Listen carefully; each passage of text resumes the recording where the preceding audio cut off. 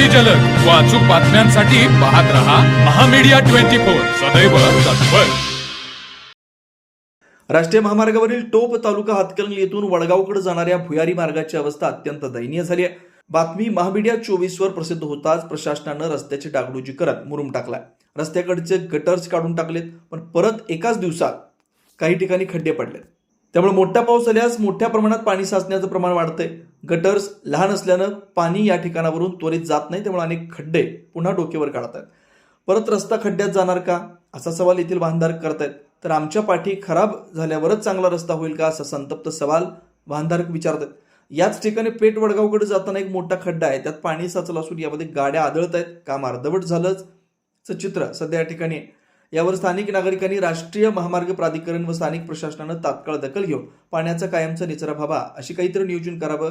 रस्त्याची दुरुस्ती व खड्डे बुजवण्याची मागणी यावेळी वाहनधारक करतात. तो प्रतिनिधी मिलिंद कुशिरे. तर मग चला सबस्क्राईब करायला विसरू नका महामीडिया 24 न्यूज चॅनलला. महामीडिया 24 सदैव तत्पर.